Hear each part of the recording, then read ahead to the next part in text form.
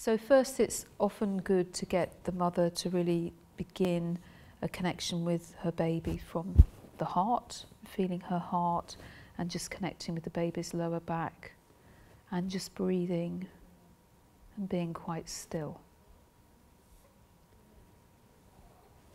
And then if the baby's happy to let you touch their head, not all babies are in the early phase, but if they're not, you can just work slightly off the body. And then this is just helping to centre in the midline down the spine. And it's quite a centering movement, and we just palm, but using quite a cupping movement of the hand. So in a couple of movements, we've covered the whole of the spine. And then we could also even do both legs at the same time, and keeping one hand still, so that's really supporting the lower back, and then coming down to the feet. Here we could also just take the feet and hold and gently connect. And there's an interesting point in the sole of the foot, which is calming and helps the baby be centered. And then there's a couple of points in the heel we can just hold and connect.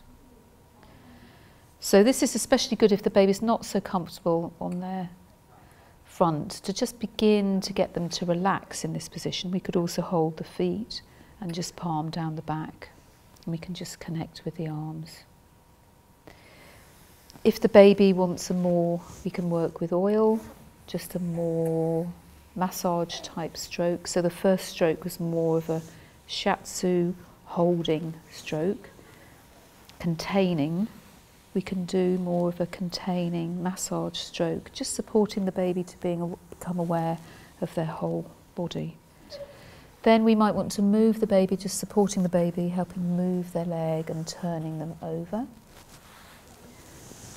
And here we can still keep a connection with the lower back and also just bring a hand over their centre. So for a person working, important that they're comfortable, they're feeling relaxed. You can always have a wall to support you if you need, just relaxing. And then with this hand on the back, you could do a little bit of just cupping strokes around the abdomen, which of course helps relate a lot to the digestive system. But also we have to be aware, especially with a younger baby, sometimes they're a bit sensitive around the navel. So again, like with the head, we might not touch directly the navel, we might just cup and see how they feel with that. And we can start with just some holding strokes, seeing how the baby responds. And then we could bring both hands on the abdomen. We could at any point come back to a connection with our heart.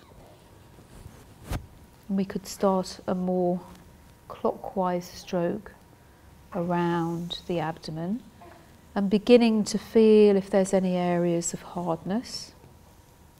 And if there are, also feeling if there's areas of emptiness. And then eventually we could hold the area of emptiness and an area of hardness with our other fingers behind the back and just breathe, feel the baby's breath and just moving gently in and out. There's also a very good point just each side of the navel. 2 thumb widths of the baby's thumb we can just hold and give a little bit of pressure. This is a point which can help a lot with digestion. It's a point on the stomach meridian, stomach 25, which relates to the large intestine. But also we can help the baby connect with their heart. So we just put a hand over the baby's heart and a hand over their abdomen and just connect this way. And then connecting the other side. So really feeling the baby feels a nice containing hold. We can change our hand position. We could also just stroke, perhaps with our forearms down the baby's body. And then coming to the legs, working both legs at the same time like we did on the back. You can adjust your position if you need to be more comfortable. and just sliding down the legs, feeling a connection on the inside of the leg. And again, this very containing hold. This is often for an older baby, so for a younger baby, we could do all of this more in this kind of position. So we really hold and then working down the legs.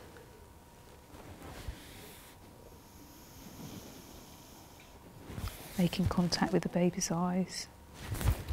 And again, coming to this point in the foot, the sole of the foot, kidney 1. But also there's an important points all along this inside of the foot, which help a lot with calming and digestion. We can just hold and maybe do a little bit of gentle movements of the knees coming in. And then from here we could go back to the centre, back to the heart, cupping the head if the baby allows us, but maybe we need to be slightly off the body, or maybe the baby lets us hold the head. And then what we next have, we can curl under the collarbone and just hold using the palm of our hand. Just give a little bit of pressure here. And this is very helpful for supporting the baby's lungs and breathing. So what we've done so far is the digestion and grounding, and now lungs and breathing. And then we can bring our hands all around. So this is a gathering connection for a younger baby, and they feel supported and contained. And then we can just work along the inside and the outside of the arm, again cupping. So we cup, working the two at the same time, and just helping the baby bringing their arms into centre and feeling the connection into the centre.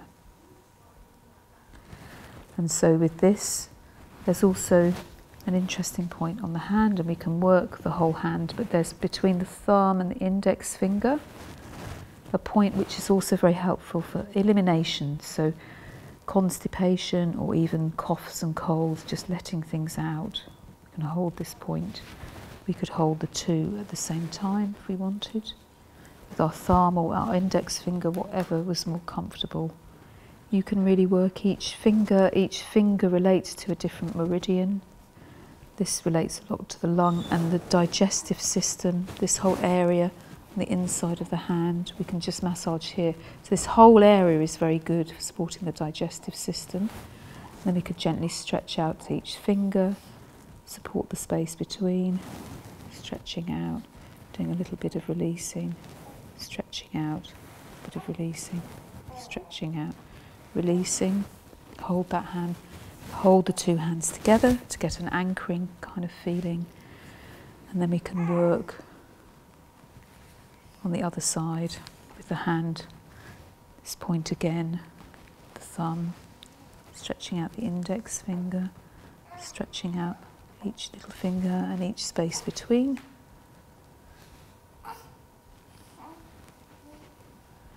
And then in the centre of the palm of the hand, it's a really calming point. So sometimes if the baby's feeling agitated, to just help them settle, just put our thumb here, and we can allow the baby to relax and settle. So we could do the feet in the same kind of way that we did with the hands, each little toe, maybe singing songs, each little toe.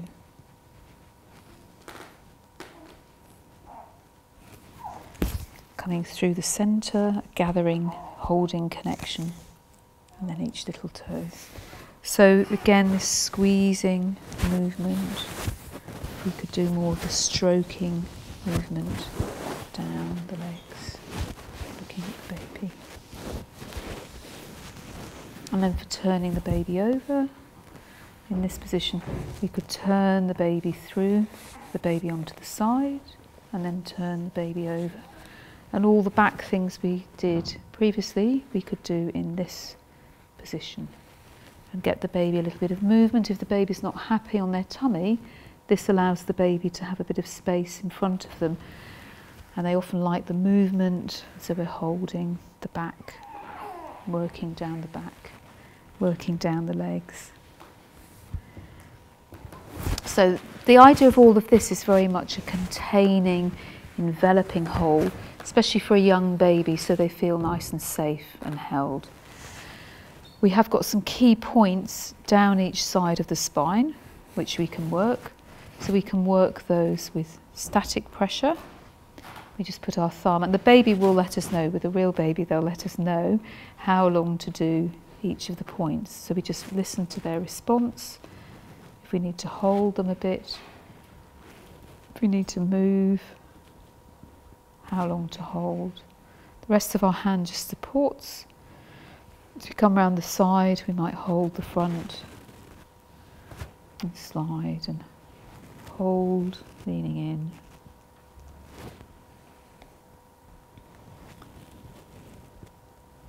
All the way down to the base of the spine. So a baby might like that, or maybe they like a more, we could be working with oil and more of a massaging stroke. Coming down, doing a little bit of circling, feeling if it's good to circle into the spine or away from the spine. And again, holding the baby. So if the baby doesn't like this position for being on their front, we could always have the baby more across. But we can add in a cross stroke, which is quite nice, again containing.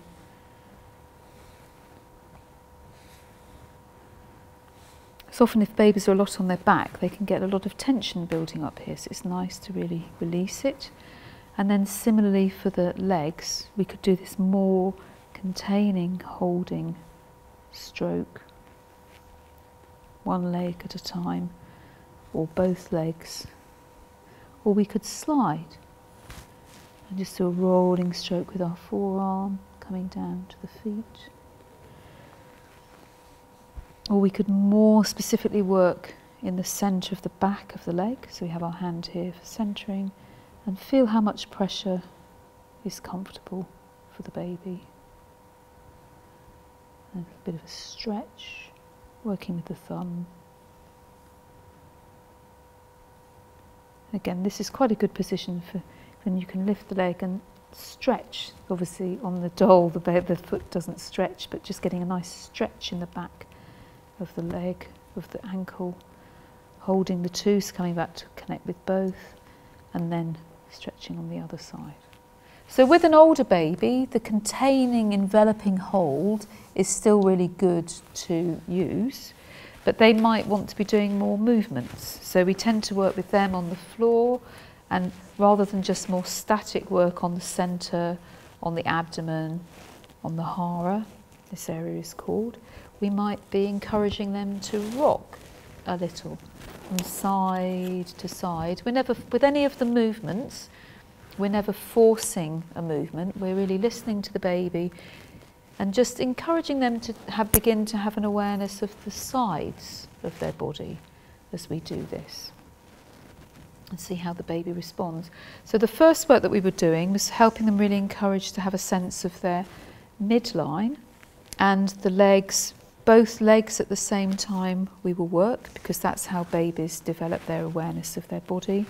And then that's why we also work both arms at the same time. And we know that the babies integrated that movement when they themselves bring their feet together, when they themselves bring their hands together.